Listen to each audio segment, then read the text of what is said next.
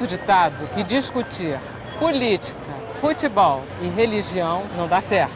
Mas o caso muda de figura quando se fala em discriminação, violência, depredação e vandalismo. O dia 21 de janeiro é o Dia Nacional de Combate à Intolerância Religiosa. Nessa data, a mãe de santo baiana Gildásia dos Santos viu sua foto no jornal de um grupo religioso com a legenda "Ladra, macumbeira, charlatã". Ela teve um infarto e morreu. O Caminhos da Reportagem desta semana vai falar sobre intolerância religiosa no Brasil.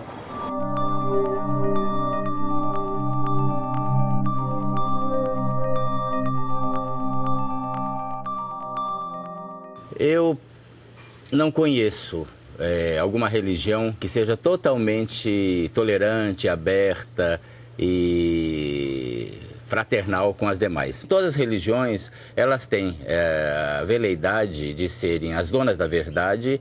Umas convivem mais pacificamente com as demais, mas elas não deixam de ser autoritárias e porque se baseiam no mito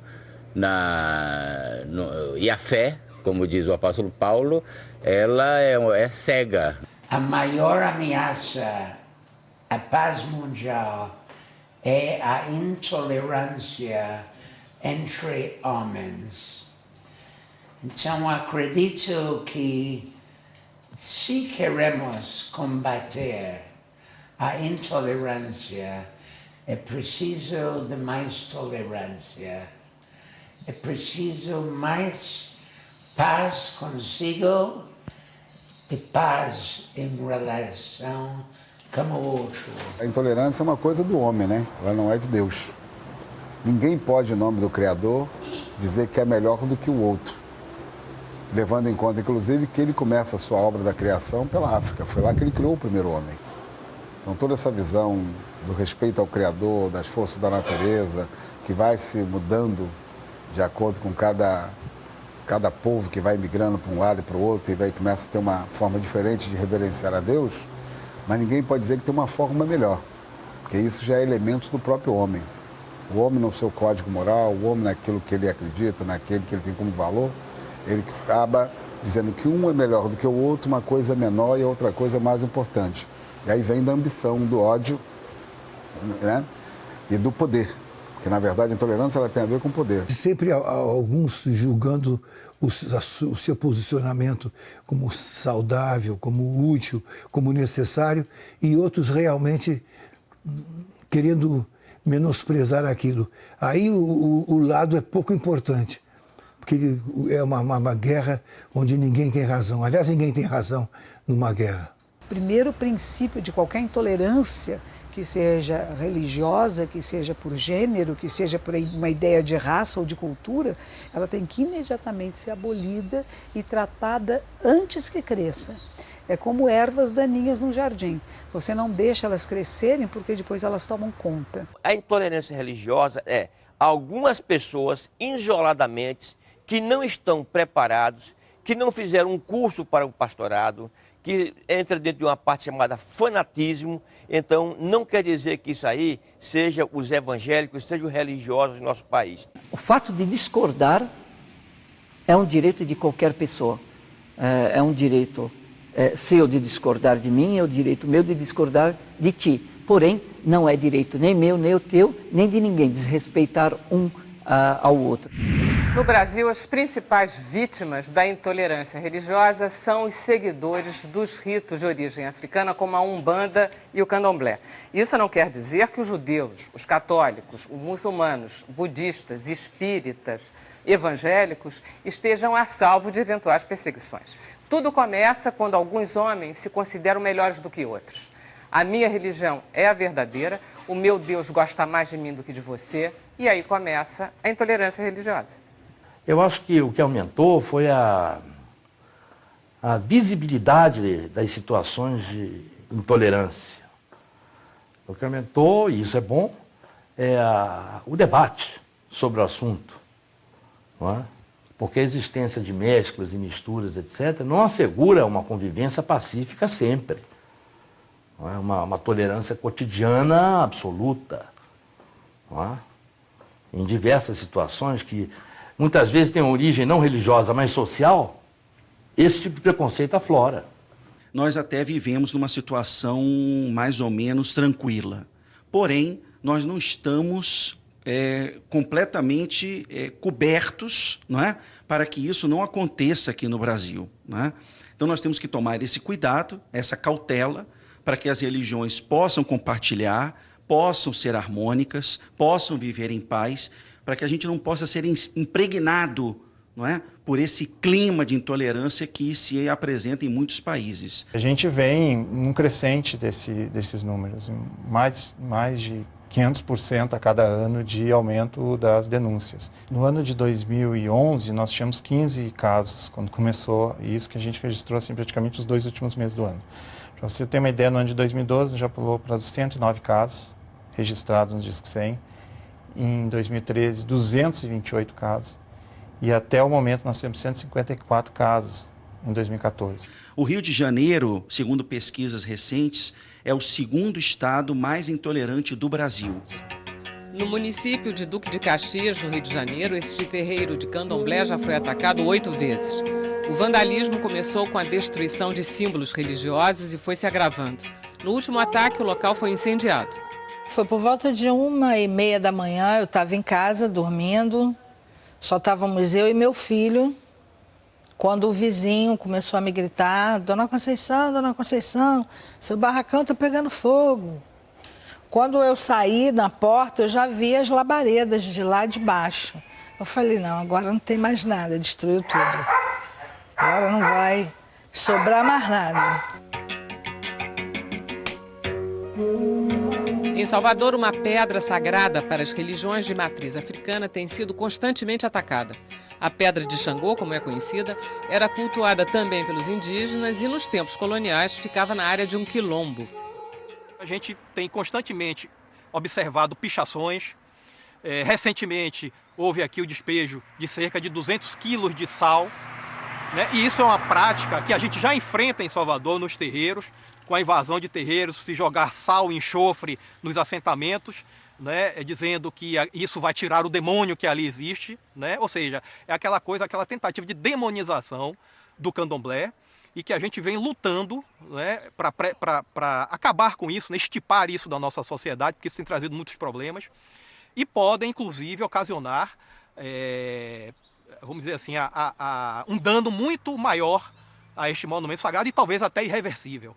Essa pedra, pelo menos esta daqui, por ter a história que ela tem, ela não é somente um santuário para a gente.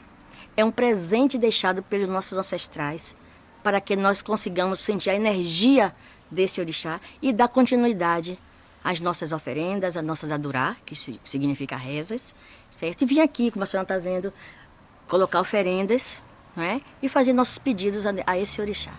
Por que chama Pedra de Xangô? Exatamente porque Xangô significa pedreira, significa fortaleza, significa rigidez, significa justiça.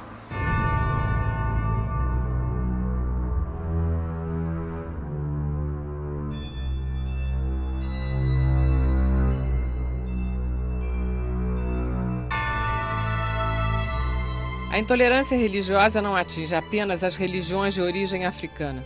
No sul de Minas, capelas e igrejas católicas têm sido alvo de vandalismo. Os ataques começaram em março e até agora 7 delas foram incendiadas. Como as igrejinhas ficam em áreas rurais, a ação dos bandidos foi facilitada. Em todas as depredações, o grupo deixou a mesma marca, uma cruz de sal grosso. São grupos, mas infelizmente às vezes colocados por lideranças religiosas, sim, institucionalizadas, né? E isso é um perigo, né? Porque nenhuma religião séria deveria pregar o ódio, não é? Pregar que o outro não vale nada, não é? Pregar a não dignidade do outro, não é? Isso não é religião séria. Então nós temos, infelizmente, casos tanto de grupos, claro, isolados que nós temos, mas também não podemos deixar de ver que há, sim, uma institucionalização da intolerância. Se uma pessoa chegar aqui e dizer assim: pastor, eu sou do candomblé, seja muito bem-vindo, Deus abençoe e sente aqui.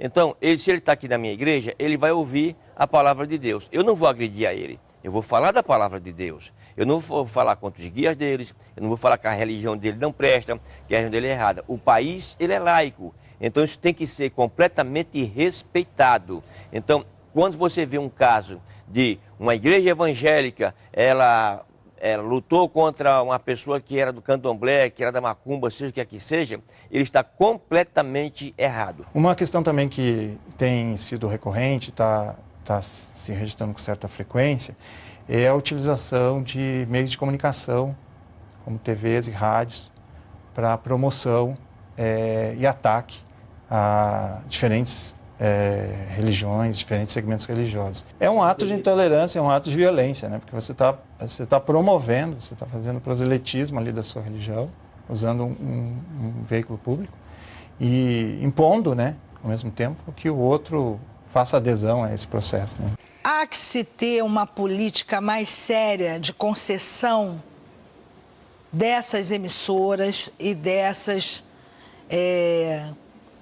canais de TV. Há que se ter uma postura mais séria com relação a isso, porque é 24 horas um canal de TV nos endemonizando. 24 horas nos endemonizando, apontando para nós toda a sorte de maldade, toda a sorte de preconceito, toda a sorte de malvadeza. Apontam direto para nós.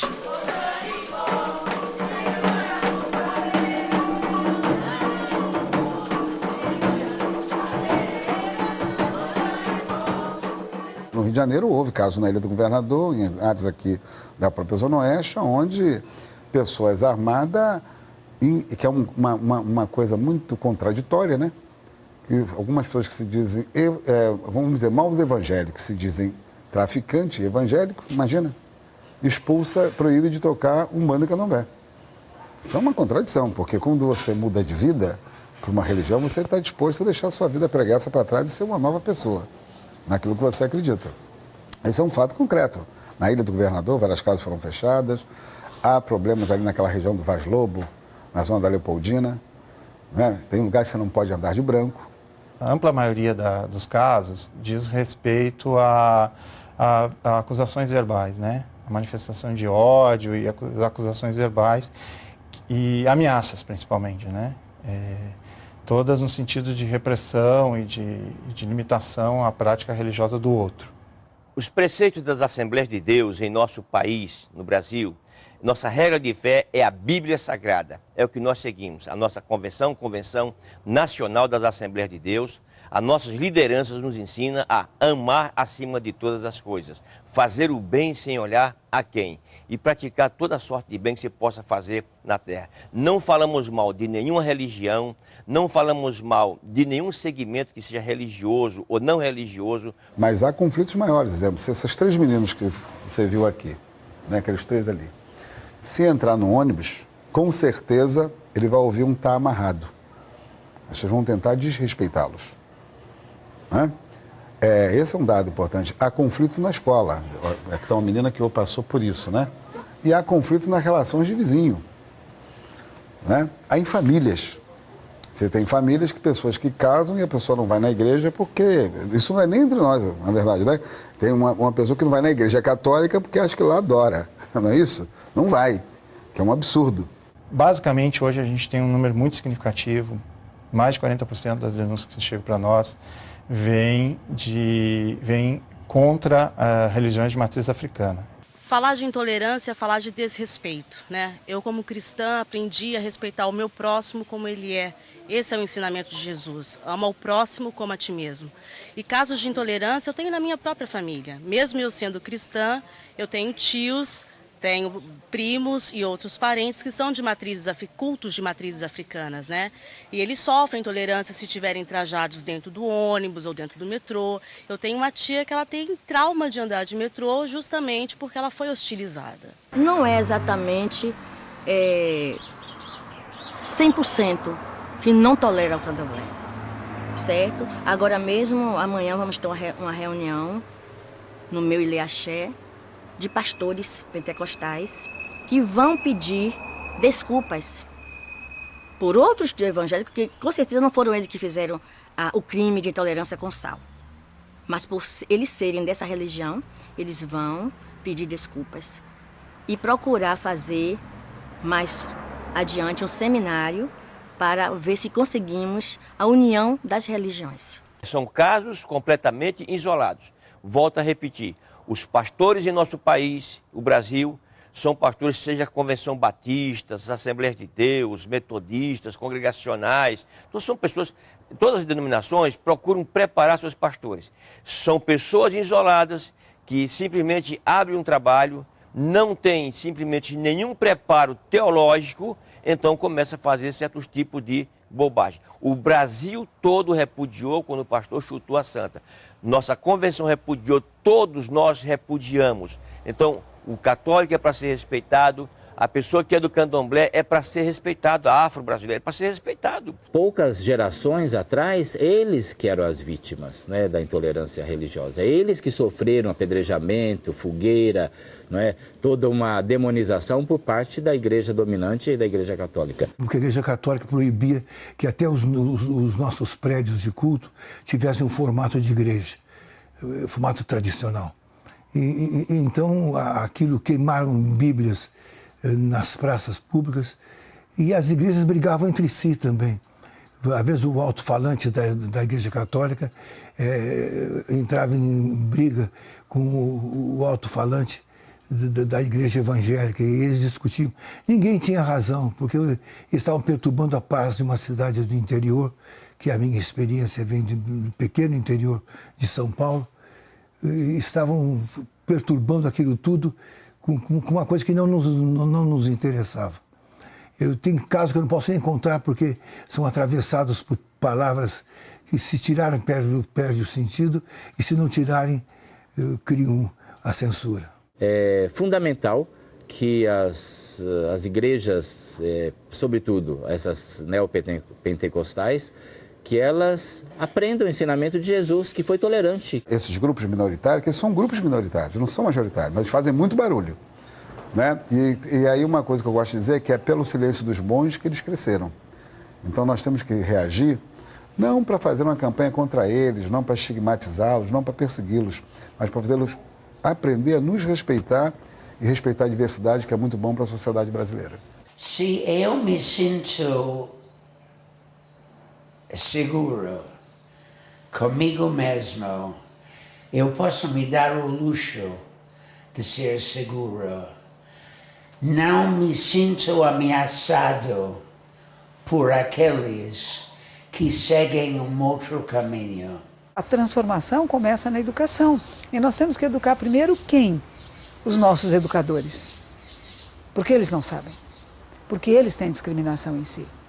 Temos que educar os pais, os educadores e as crianças do mundo todo, de todas as tradições espirituais, para que haja respeito, para que haja essa abertura de consciência.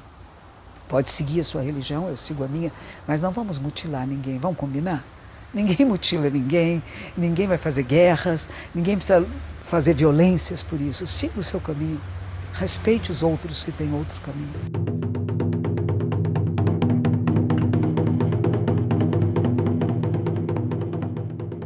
É maravilhoso que mantenhamos culturas e espécies diferentes de comunicação com o sagrado e essa procura da essência da vida que cada um de nós tem, inclusive aqueles que não seguem nenhuma tradição espiritual. Que bom que seja assim. E cabe a nós respeitar. Nós temos que ter uma educação, e a mudança é por educação, e educação em todos os meios possíveis de comunicação, para uma cultura que seja uma cultura de inclusão e de respeito à diversidade, à pluralidade, e não de exclusão e anulação e extermínio, como ainda existem algumas pessoas que pensam assim e que acham que tenho que elevar a minha tradição, o meu valor, e para isso eu tenho que exterminar os outros. Isso não existe.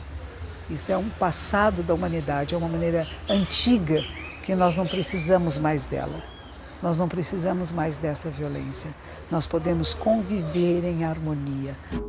A seguir, a chegada de religiões de diferentes matrizes no Brasil e a história do sincretismo religioso.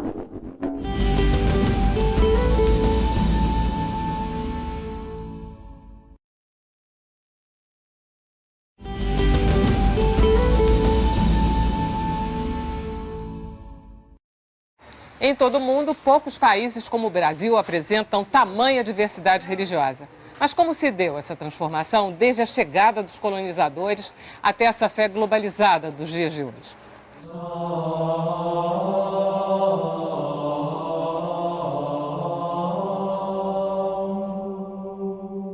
O catolicismo chegou ao Brasil antes do Brasil ser país, quando ele era a colônia de Portugal, a principal delas, né, no mundo atlântico. Já ali chega o catolicismo. Já ali se reza a primeira missa, né? E nessa altura o catolicismo já era a única religião aceita em Portugal. Portugal, durante algum tempo, ao longo da Idade Média, por exemplo, admitia minorias religiosas, como os muçulmanos, os judeus, mas a partir de 1497, especificamente, foi executado um decreto do rei proibindo outras religiões que não o catolicismo. E o rei era o Dom Manuel, o mesmo rei que reinava quando o Brasil foi achado pelos portugueses em 1500, né? Eles vinham para cá sob o pretexto de converter esses selvagens pagãos à verdadeira religião, libertá-los da escravidão do demônio, e essa era a justificativa, inclusive, da escravidão, né, do tráfico negreiro, ou da conquista dos índios, que era uma caridade que o reino de Portugal, com seus padres, com seus militares, faziam em libertar, resgatar, era o termo usado, os nativos das garras do demônio. O sincretismo, que é a mescla entre crenças e rituais de diversas religiões, ele começa logo no século XVI. Logo no século XVI. Um exemplo muito bom disso é o início da catequese da população indígena no litoral, a partir de meados do século XVI, quando os jesuítas, que foram os protagonistas pelo lado português dessa evangelização, se utilizaram de vários aspectos das crenças tupinambás para conseguir exatamente doutrinar os índios, né? Nomeando os elementos do catolicismo através de vocábulos da língua tupi-guarani, que era conhecida na época como língua geral, não é? E isso, claro, que favoreceu imensamente as misturas, né? Como, por exemplo, a denominação de Deus como Tupã, ou Tupanaçu, grande Deus, sendo Açu sufixo de grandeza na língua dos tupinambás, né? O Brasil sempre foi uma grande geleia geral de crenças. Eu gostaria mais de falar em crenças do que em religião. Empregavam-se instrumentos religiosos e festas religiosas para atrair os índios para dentro da igreja. Então, eu diria que essa forma de fazer conversar tradições religiosas, digamos, de uma linhagem com o catolicismo, sempre estiveram presentes.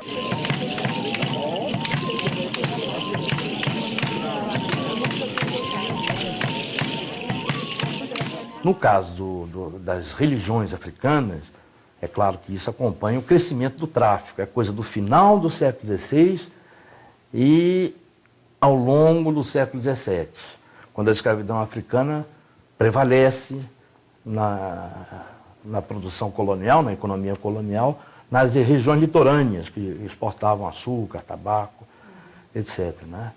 E aí começam as religiões banto, que são da costa africana centro-ocidental, não é? Angola, Congo, e as da região da Guiné, que são os cultos Yorubá, que são esses que têm esse panteão de orixás muito importante no candomblé, sim, simplificando muito essa definição. E vão se misturando com o catolicismo em vários graus. As festas religiosas, por exemplo, elas tinham a participação dos africanos, muitas vezes fantasiados, né, tocando os seus atabaques, tocando os seus instrumentos musicais para começar, muitas vezes utilizando as festas religiosas para suas procissões de quikumbe, por exemplo, que é um ritual africano, notadamente de Moçambique e Angola, que diz respeito à passagem do menino da infância para a adolescência. Eles são circuncidados, há uma festa, e esses quicumbes muitas vezes acompanhavam as procissões de Nossa Senhora, dos santos de devoção. E o alvo central da Inquisição nessa altura eram os cristãos novos de origem judaica, que eram muito numerosos e foram muito importantes para esse início da economia açucareira no Brasil, e que eram suspeitos de guardarem em segredo nas suas casas as tradições judaicas.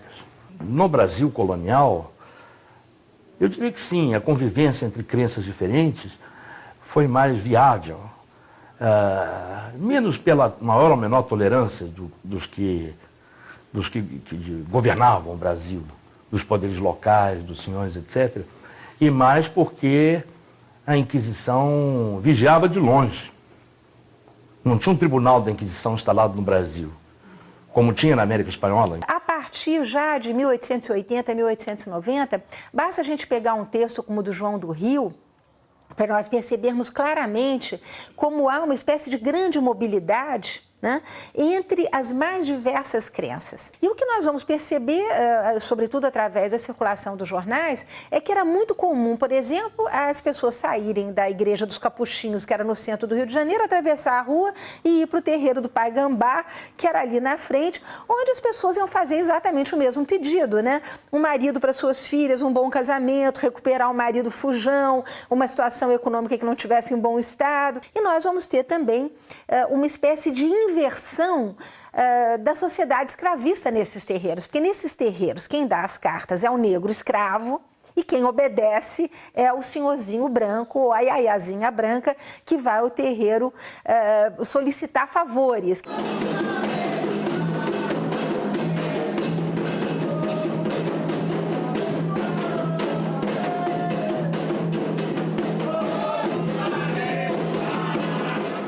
Com a chegada da República, os negros passam a ser vistos como um problema para uma sociedade que quer se modernizar e renega seu passado colonial escravista.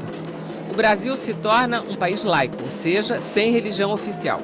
O catolicismo ainda dá as cartas e, dentro desse quadro, as práticas religiosas de matriz africana começam a ser consideradas caso de polícia. A nossa jovem república vai fazer uma constituição que é extremamente conservadora e que vai pedir a cabeça dos espíritas e dos terreiros de candomblé, porque nós temos ali artigos que dizem com rigor que toda e qualquer prática de cura ou toda e qualquer embuste de crença, né, será punido com prisão, com penas pecuniárias. Eu acho que está na nossa herança escravista, não é? E uma certa intolerância cristã, eu diria. Mas, na atualidade, eu acho que isso tem muito a ver com a discriminação social e o preconceito racial. Eu acho que a intolerância religiosa é apenas sinônimo de outras formas de intolerância, quer dizer, é não suportar a diferença, né? E nós, no Brasil, temos essa grande dificuldade de não suportarmos a diferença, não só com relação à religião, mas com relação à cor, com relação a... Eu digo que o machismo é uma forma de intolerância, né? Eu acho que um dos fatores para o crescimento da intolerância religiosa é exatamente o desconhecer o outro, né? Acho que um dos fatos, assim, das ações que eu acho que ela promove esse respeito à diversidade religiosa é quando você passa a conhecer e a compreender o ponto de vista do outro em relação à sua concepção, à sua convicção religiosa. Outros credos começam a chegar ao Brasil, trazidos por imigrantes, sobretudo depois das 2 guerras mundiais do século XX. É nesse momento que a diversidade religiosa no país se consolida. Aqui no Brasil é muito fácil. O Brasil é um país que foi colonizado por tantas culturas diferentes e várias religiões diferentes. Houve um primeiro momento de uma rejeição de tudo que não fosse cristianismo católico, pela influência dos jesuítas e da própria Igreja Católica na formação do país. Tanto que os primeiros monges budistas que vieram para cá entravam como agricultores, porque era proibida a entrada de religiosos que não fossem cristãos. E hoje em dia, depois da Segunda Guerra Mundial, houve uma mudança muito grande, quer dizer, recente, depois de 1950, que os templos budistas foram estabelecidos. Todas as imigrações que vieram para o Brasil, do mundo árabe, da Ásia, da África, da Europa, na verdade, nós notamos que todos foram bem recebidos, foram bem colhidos aqui no Brasil e todos vivem em paz. Nós não enfrentamos nenhuma dificuldade, não temos obstáculos para divulgar a nossa religião, para entrar em contato com as pessoas, para praticar nossa própria obrigações diárias. Então, o homem, a mulher e a família muçulmana vivem numa liberdade total. O modelo de Estado laico que o Brasil adotou é um modelo diferente de outros lugares. O Estado brasileiro já começa a sua Constituição evocando a Deus na sua afirmação enquanto Carta Magna do país, né? Então, a Constituição ela afirma que é obrigação do Estado, é dever do Estado, zelar por esse direito religioso, né? A atual Constituição garante a liberdade religiosa. Uma lei de 1997 decreta que qualquer discriminação ou preconceito contra as religiões é crime. É uma lei que está em prática, é uma lei que ela tipifica, ela classifica, né, a forma de identificação de uma situação de violação e de intolerância religiosa, né? Então, ela é utilizada, sim, os delegados de polícia utilizam, referendo esse instrumento como um instrumento para definir o crime, né? Agora, é importante que, assim, inclusive é importante que as pessoas tenham conhecimento dessa lei, dos pontos dela, exatamente para buscar fazer essa comprovação. O que a gente também, em muitos casos, a gente identifica é que há uma certa dificuldade de fazer a caracterização da violência. Essa garantia política institucional é da maior importância, porque permite inibir e, às vezes, até criminalizar atitudes de intolerância. Se torna uma política de Estado, não de governo, uma política de Estado, cercear atitudes de intolerância, não é? Racial ou religiosa, se tornam liberdades fundamentais. Então tem uma importância muito grande realmente.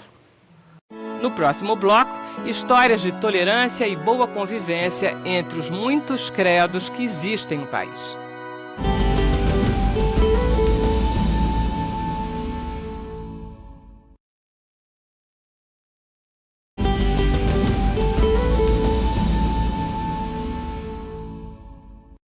Nós estamos em Foz do Iguaçu, que fica no extremo oeste do estado do Paraná, no sul do Brasil. É uma comunidade pequena, de uns 300 mil habitantes, mas com uma das maiores, se não a maior multiplicidade cultural do país. Aqui convivem italianos com alemães, com portugueses, com ucranianos, com paraguaios, com argentinos, com japoneses, com chineses, com libaneses. E aqui está a mais linda mesquita brasileira. Aqui em Foz do Iguaçu nós somos católicos, nós somos cristãos evangélicos, nós somos espíritas, umbandistas, budistas, judeus e muçulmanos. Foz do Iguaçu é a terra da convivência e da tolerância religiosa.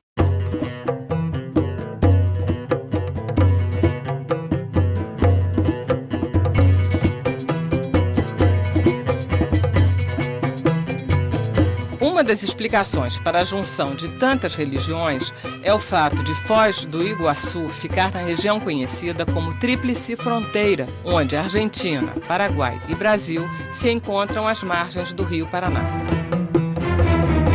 E para completar, durante a construção da usina de Itaipu, a região atraiu muita gente de outros países que aqui chegaram trazendo seus costumes e seus credos.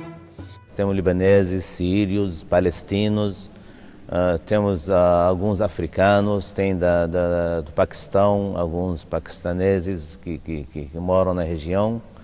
Então temos várias nacionalidades. Todos sentem que está vivendo no seu lar, na sua casa, pela a bondade, a irmandade, a tranquilidade do povo brasileiro. Ao andar pelas ruas de Foz do Iguaçu, você percebe claramente a força da religião islâmica. Por todos os lados é possível ver mulheres e meninas usando véus. Um comportamento já totalmente incorporado à rotina da cidade. É até bonito de se ver várias religiões convivendo harmonicamente numa cidade como Foz do Iguaçu, né? Eu acredito que é uma cidade atípica das demais do Brasil, né? E do que acontece no mundo, né? Aqui é uma convivência maravilhosa. Foz do Iguaçu, como é uma cidade de várias etnias, sempre foi um envolvimento tranquilo com todas as religiões. A convivência de religiões também tem seu lado prático em Foz do Iguaçu. Recentemente, muçulmanos e católicos se uniram em um encontro em louvor a Maria. A organização foi da Pastoral da Criança. Fomos muito bem acolhidos, muito bem recebidos por eles, trabalhamos em harmonia total. Foi uma parceria muito gratificante e de grande aprendizado também. Por quê? É uma etnia diferente e a gente vê o respeito deles, aprendemos assim a ver que no Alcorão, que é a Bíblia, no Alcorão existe mais de 30% que fala sobre Maria. E isso pra gente, nós acabamos aprendendo muito, ouvir eles falar de Maria, aprendemos a amar ainda muito mais Maria. Nós, Pastoral da Criança, nós trabalhamos ecumenicamente. Tanto é que temos outras religiões, coordenadoras, líderes de outras religiões trabalhando conosco. Inclusive, temos até coordenadoras paroquiais que são evangélicas, são de outra religião. Isso faz com que a gente trabalhe e atendemos as crianças católica, não temos distinção de cor, raça ou credo religioso. O exemplo de Foz nos faz lembrar de uma experiência do Brasil colonial. Durante a ocupação holandesa, no século XVII, Pernambuco foi um polo de convivência de 3 religiões monoteístas, como em nenhum outro lugar do mundo naquela época. Existe a convivência num mesmo espaço, sobretudo no Recife, que tinha 10 a 12 mil pessoas, você pode imaginar, de 3 confissões rivais, o calvinismo, o catolicismo e o judaísmo. Dizer que havia tolerância entre essas comunidades talvez seja um pouco exagero, porque os predicantes calvinistas viviam se queixando do governador, se queixando da excessiva visibilidade do catolicismo, que de vez em quando era autorizado a fazer umas procissões, ou também da visibilidade exagerada do judaísmo, porque os judeus se deslocavam em massa para a sinagoga nos dias festivos e no sábado, etc. Né? Quem arbitrava, o governador ao qual me referi, é o Maurício Nassau. O Maurício Nassau procurava equilibrar essas divergências, não é? E fez isso com êxito. 8 de dezembro, festa de Oxum, dia de Nossa Senhora da Conceição da Praia, padroeira da Bahia, aqui em Salvador. Quando os missionários jesuítas de fé católica que chegaram junto com os descobridores portugueses, eles encontraram a religião dos indígenas e pouco tempo depois chegaram os africanos com suas crenças e seus rituais. Os encontros e, sobretudo, os desencontros dessas 3 religiões, mais contribuições do judaísmo e do islamismo, formam o que nós chamamos de sincretismo, que é o fenômeno que atesta a profunda religiosidade brasileira e sua alta tolerância religiosa.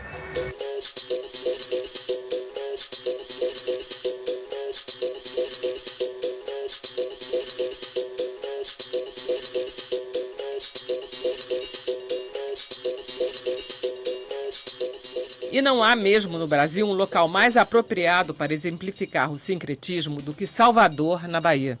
Aqui fés se mesclam, se tornam uma só. O mesmo fiel que vai orar para o santo católico leva uma guia no pescoço e não dispensa um axé do orixá na porta da igreja.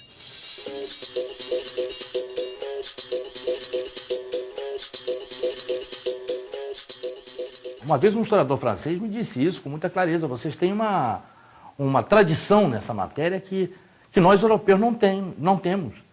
Porque só nas últimas décadas aqui as grandes capitais europeias, como a Paris e outras, passaram a ser multiculturais. O multiculturalismo, na realidade, faz parte da nossa tradição. Embora a nossa história seja infantil perto da história da Europa, o fenômeno do multiculturalismo, assim, na dimensão que é a brasileira, é uma tradição nossa muito, muito mais antiga, tem 5 séculos, enquanto que a europeia tem décadas. Ele não sabe até hoje conviver com isso. De vez em quando tem explosões, massacres, por razões religiosas. Não é? Aqui também temos massacres de todo tipo, mas a motivação religiosa não é uma delas.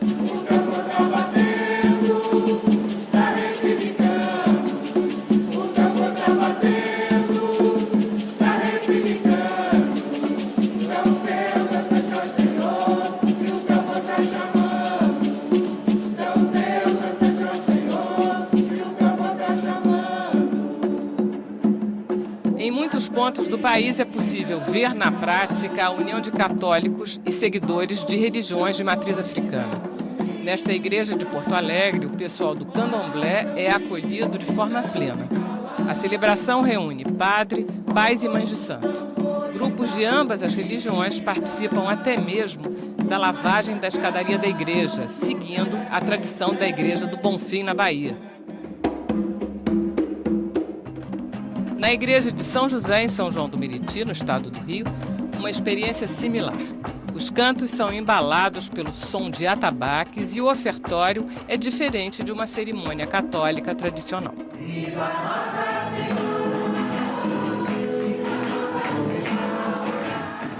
Há muitos anos atrás, nós criamos um círculo de cooperação interreligiosa aqui de São Paulo.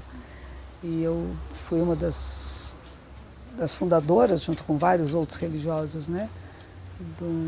É uma associação internacional chamada Iniciativa das Religiões Unidas. E a ideia é como que nós, pessoas de todas as religiões, podemos nos unir em trabalhos e propósitos comuns de criar uma cultura de paz, de justiça e cura da terra.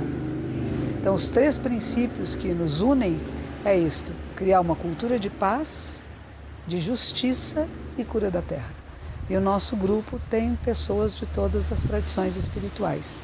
Indígenas, de origem de matriz africana, temos rabinos do judaísmo, temos sheiks do islamismo, temos várias tradições cristãs, desde os católicos a muitos grupos protestantes e os vários grupos budistas, né? Então a gente procura acolher pessoas de todas as tradições espirituais, desde que os nossos propósitos sejam comuns, que seja uma cultura de paz, que haja justiça, não discriminação, não preconceitos, e que nós possamos cuidar também do meio ambiente, que é a nossa vida, a nossa casa comum.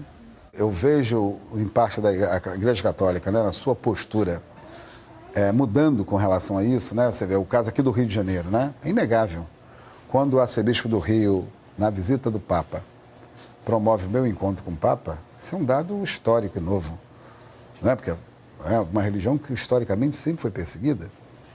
E foi o único líder religioso que o Papa abraça na sua visita. Então isso é um sinal novo, né? A gente agora não pode ficar atuando, olhando com retrovisor para o passado, não é? Nós temos que viver o hoje. O que a igreja quer hoje, o que a igreja pensa hoje. Que nós não devemos, não podemos perseguir os grupos afros.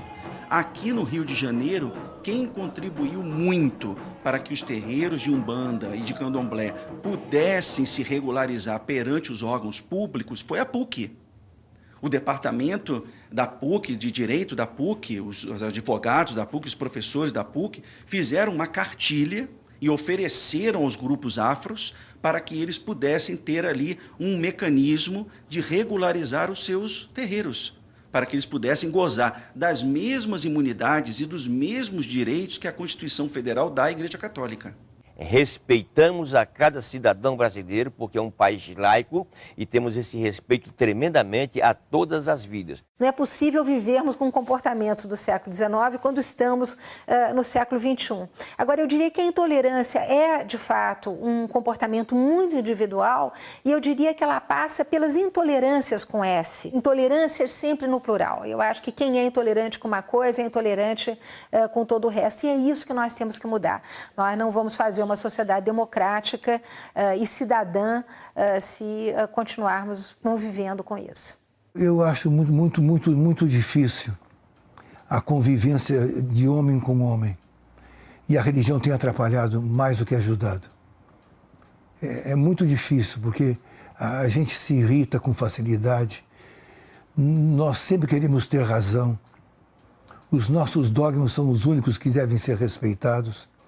As nossas doutrinas políticas, econômicas e de qualquer outro setor devem ser levadas em conta, mas nós não fazemos o mesmo quando nos apresentam teses ou opiniões diferentes. Jesus Cristo disse: não julgueis para que não sejais julgados, porque com o critério com que julgarem os outros, julgarão também a vocês. A única maneira de romper barreiras discriminatórias é convivência, educação e convivência. Se a gente separar os grupos, cada vez mais separados ficam, né? Veio a São Paulo, há uns 2 anos atrás, um grupo de cantores jovens, eram da Palestina, de Israel, eles eram judeus, eram palestinos, eram islâmicos, muçulmanos e cristãos. Chamava-se o Coral da Paz. Pouca gente ficou sabendo. São jovens que viajam o mundo todo dizendo a paz é possível. Somos de tradições espirituais bem diferentes, onde há pessoas que se matam por causa disso. Nós cantamos juntos.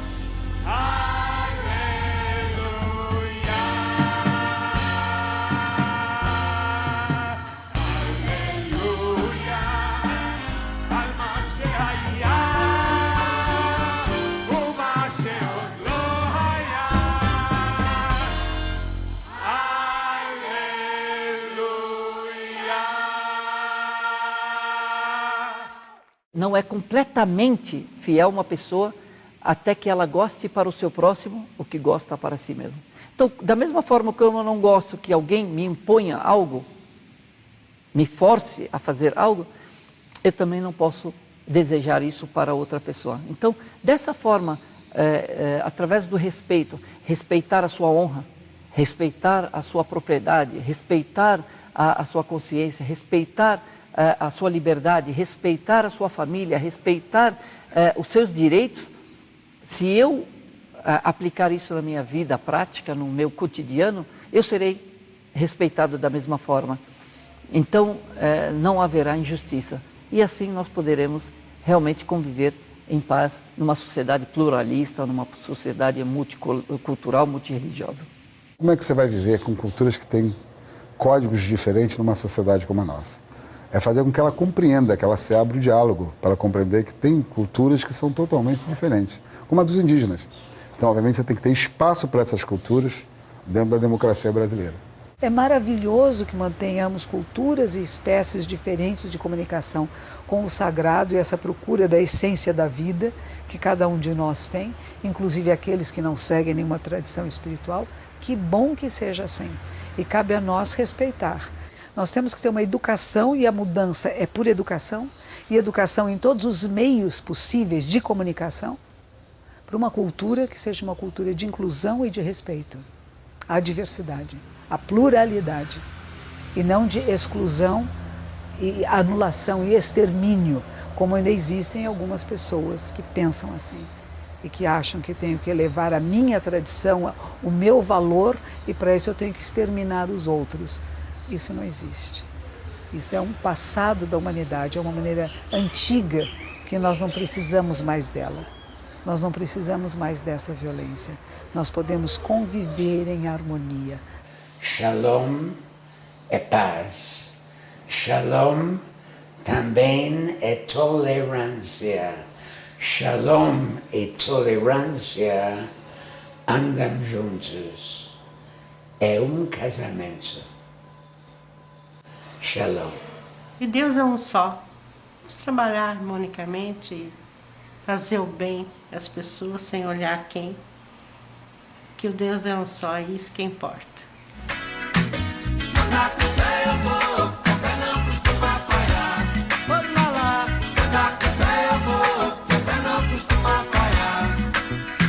Certo ou errado até, a fé vai onde quer que eu vá.